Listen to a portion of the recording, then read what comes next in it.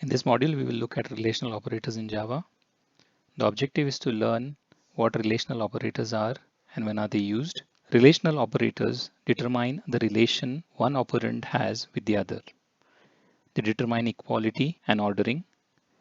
The outcome of these operations is a Boolean value. They are most frequently used in the expressions that control the if and the loop statements.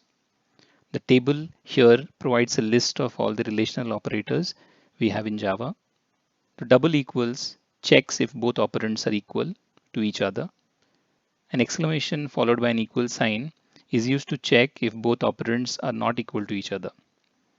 Closed angular brace is used to check if an operand is greater than the other operand. An open angular brace is used to check if an operand is less than the other operand.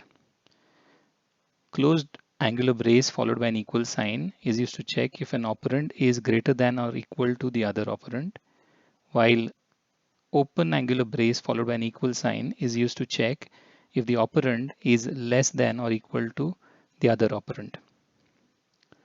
When we write an algorithm to sort numbers in ascending order, we need to order the numbers from small to big.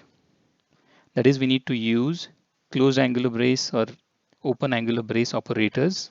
So these operators are called ordering operators.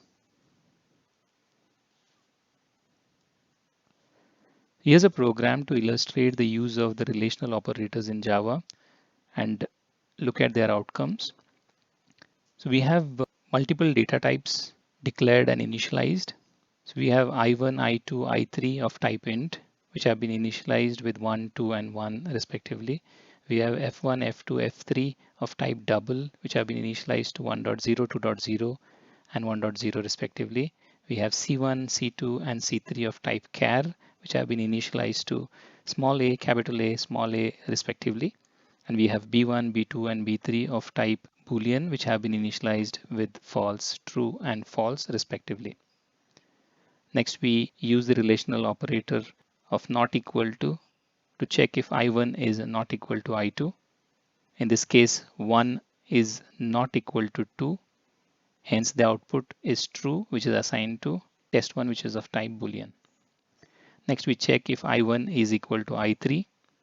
In this case, 1 is equal to 1, which will result in true, and that value is assigned to test2, which is of type Boolean.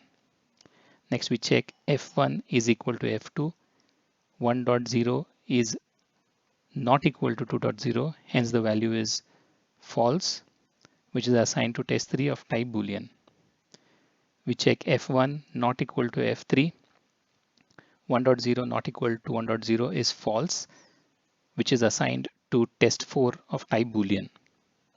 Next, C1 not equal to C2 is true because A is not equal to capital A. C1 equal to C3 is true because A is equal to A. B1 equal to B2 is false because false is not equal to true. B1 not equal to B3 is false because false is equal to false. Next, we check the ordering operators.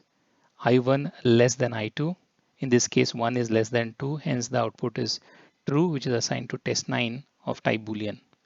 F1 less than equal to F2. In this case, 1.0 is less than or equal to 2.0, which will produce an outcome of true, which is assigned to test10 of type Boolean. C1 greater than or equal to C2.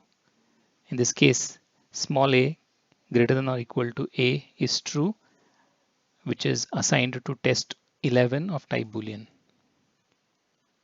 To summarize, we have learned that using relational operators, we can check if two operands are equal or not, if one operand is greater than or less than the other operand, and so on. Relational equality checks can be performed on all data types, and relational ordering checks can be performed only on int types. The output of relational check is always a Boolean value.